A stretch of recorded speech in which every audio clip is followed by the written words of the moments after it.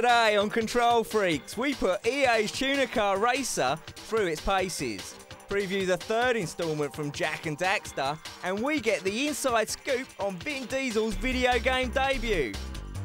So put down your controller, sit back and tune into your favourite video game show. Control Freaks!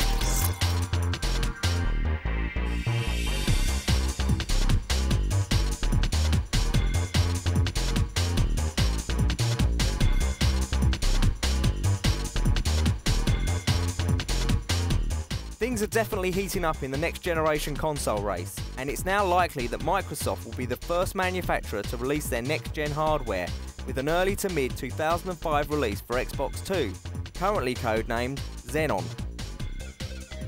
After a few years of Xbox playing catch up with PS2, Microsoft wants to get a good head start before Sony's PS3 makes it to the market sometime in 2006.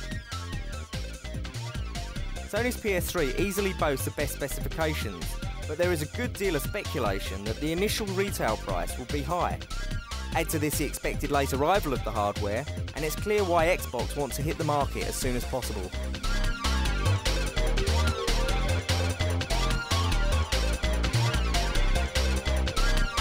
The end of 2005 is still mooted as the likely release date of Nintendo's fifth and latest console, and the Japanese company has announced that the new hardware will definitely be on show at next year's E3.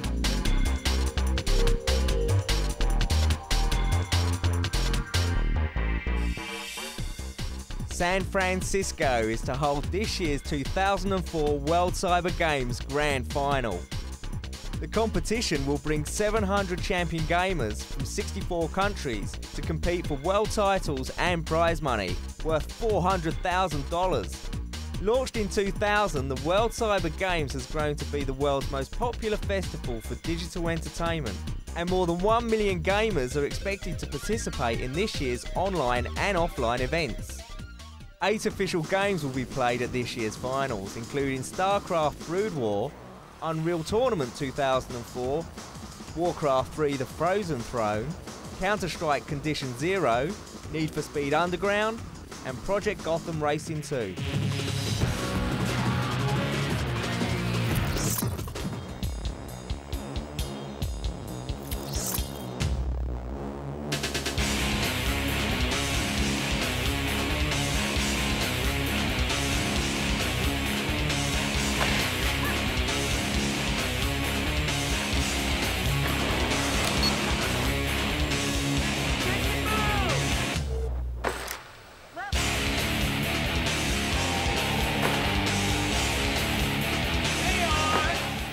When Amp 2 arrived at the Control Freaks office, we couldn't wait to crack it open and slam it in the Xbox. The anticipation was reaching fever pitch. Well, we couldn't wait. Like any game based on tricks and the like, it's a good idea to do the tutorials. If you can stand the cheesy voiceover guy long enough to get through them, you'll pick up vital tips to rack up the points. Try to jump from the sweet spots of at least 6 of this area's jumps. 1, 2, 3, 4. As usual, your course options are limited until you prove yourself. There are only a couple of runs to play on. Having said that, it won't take you long to meet the early challenges and open up the game.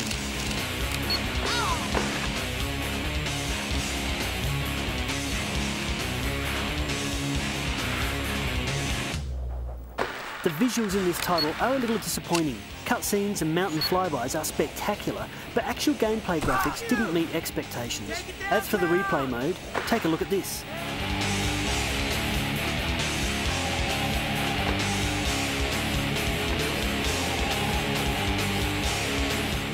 Well, we'll make no further comment. There is a level of repetition in this game, but it can't be classed as a drawback, because let's face it, you're snowboarding, downhill, doing tricks, just like the real thing. Success is dependent on familiarising yourself with the controls, allowing you to butter up and cut wicked combos without falling flat on your face, back or butt. Gameplay is solid and the controls are responsive, and if you have a competitive edge, then multiplayer will keep you satisfied. At the end of the day, the gameplay and variety of runs are this title's strong points. If you could graft the in-game graphics and camera angles from Transworld, it would be the only choice for snowboarding on the Xbox.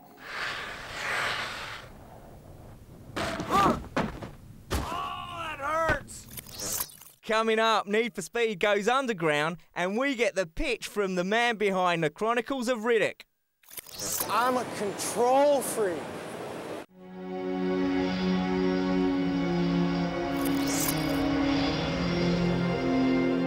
By order of the Grand Council of Haven City, for heinous acts and crimes against the people, you are hereby banished to the wasteland for life. May the precursors have mercy on you. Our boy here gets all mean and nasty when you piss him off. So don't piss him off. Word to the wise.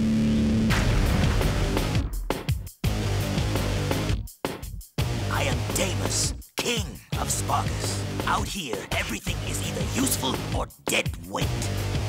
Let the games begin! This is combat to the death. Let's finish this. Uh-oh. Well, if it isn't the newbies. You talking to me? Yeah, you talking to him? I smell a storm coming.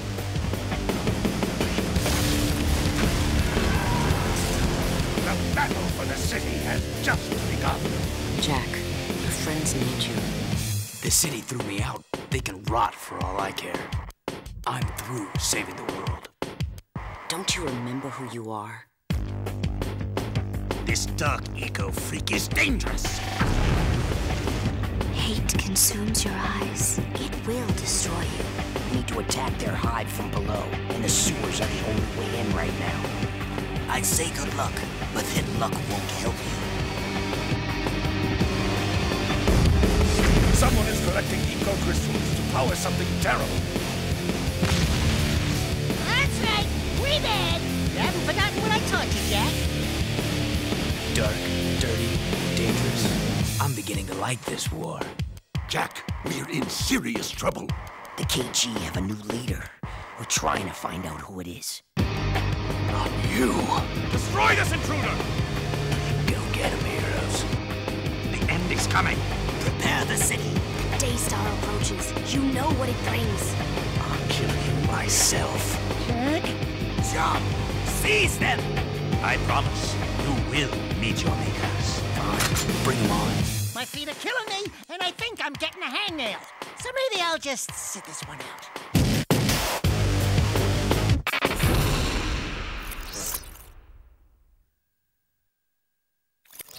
Samus hits a small screen in her quest to track down and defeat the lifeform-mimicking X-Parasite in Metroid Fusion for the GPA. With classic Metroid music and effects, the sound has surprising depth and quality for a GBA game. The 2D side-scrolling graphics are reminiscent of Super Metroid for the Super Nintendo Entertainment System, only fine-tuned with lots of diversity in the level design. Samus's controls handle great, with notable improvements like the ability to hang from ledges, climb walls, and travel across overhead ladders. Although helpful for beginners, there's a bit too much assistance from the navigation computer, which takes away from the exploration factor in this reasonably short game. Linking up to the GameCube won't do much for Fusion players, but it does activate a new suit for Samus in Metroid Prime, plus unlocking the original Metroid game for use on a cube. Another piece of the Metroid puzzle which will have you fused to your GBA. Our score for Metroid Fusion, 3.5 stars.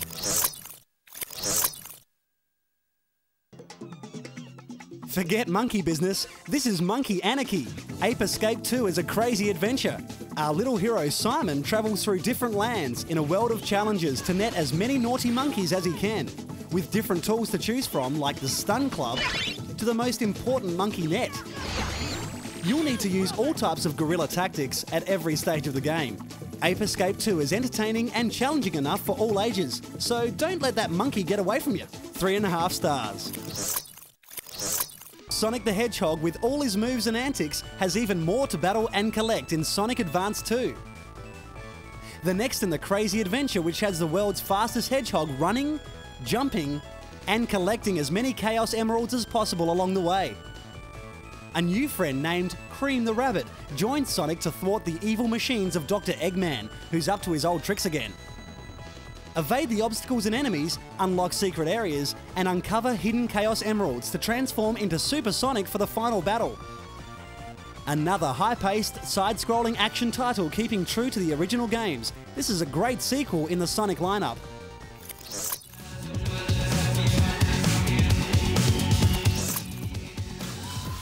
The Need for Speed franchise has been a winner for EA over the years, and the next instalment of the series, Need for Speed Underground, will not disappoint.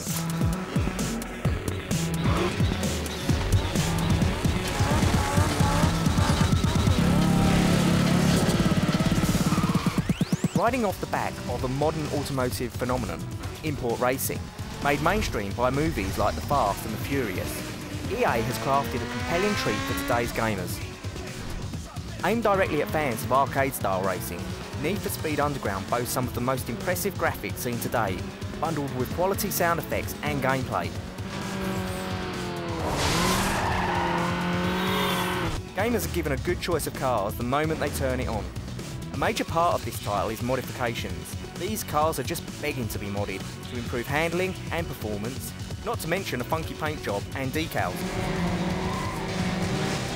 All the mods enhance your racing, even the visual ones.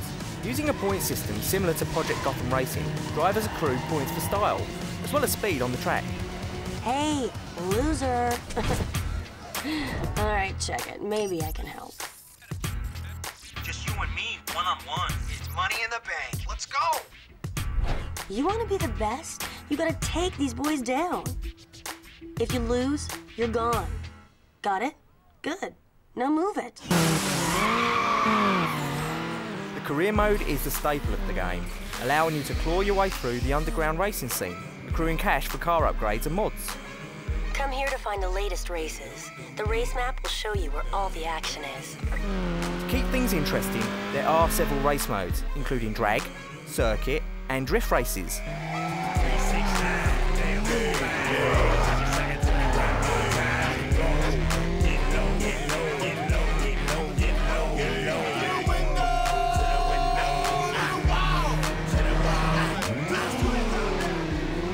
There are over 20 tracks to race, but they do look very similar. Having said that, the graphics are stunning, and although the visuals can be a little bit over the top at times, the gameplay graphical quality is surpassed only by Colin McRae 4 on the Xbox. Hey, what you think? You digging it? Then you gotta win. No racing cred, no cool parts. The only disappointing aspects of this title is the lack of any vehicle damage. Not even a scratch.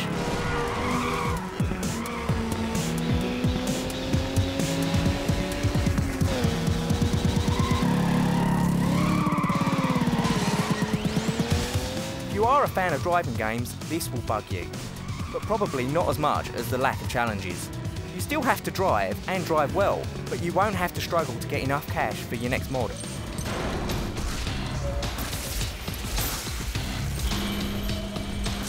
Beautiful, ain't it?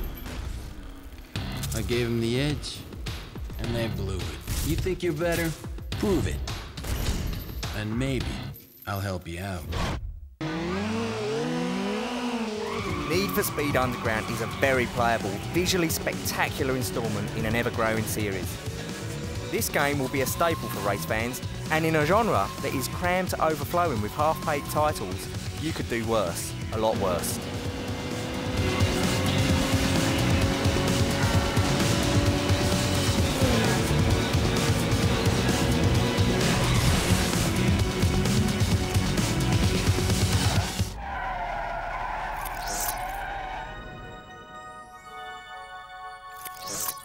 In the Dragon Realms, all is not well.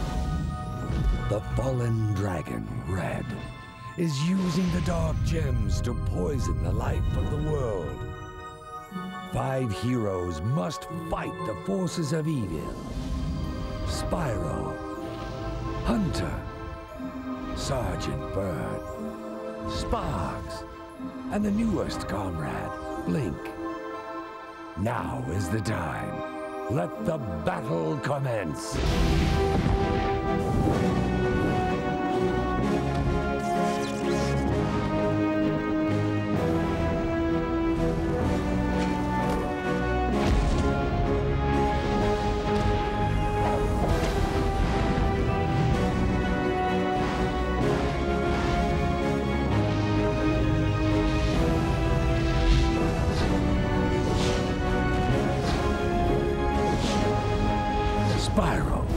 hero's tale.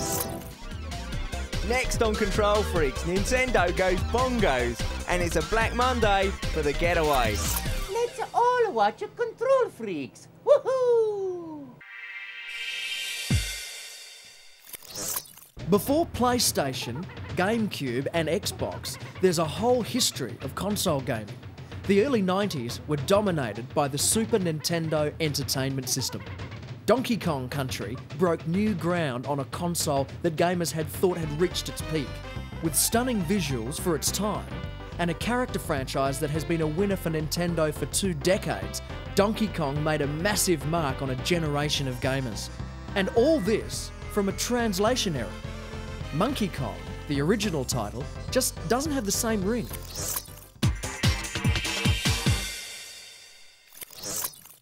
Fans of Pitch Black will recognise a new title in the lineup for 2004. Time for release with the movie, The Chronicles of Riddick, Escape from Butcher Bay, is a first-person prequel to the film. Welcome to Butcher Bay. Triple Max Security Prison. Toughest slam in the universe. Impossible to escape. My name is Ian Stevens. I'm a producer for Vivendi Universal Games, working on The Chronicles of Riddick, Escape from Butcher Bay. And we're here at E3 this week, showing off the game, giving consumers and retailers and the media a chance to play it. The game's done now. It'll be on store shelves June 1st, about 2 weeks ahead of the movie, which releases June 11th. And what it is a first-person shooter for the Xbox. Pretty immersive hybrid game that involves some really unique key features. As a first-person game, we have a melee fighting system, a really simple, accessible feature. Take users like 5 seconds to figure that out. Your buddy can go to the bathroom, you can pick up the controller, and you're using a key feature.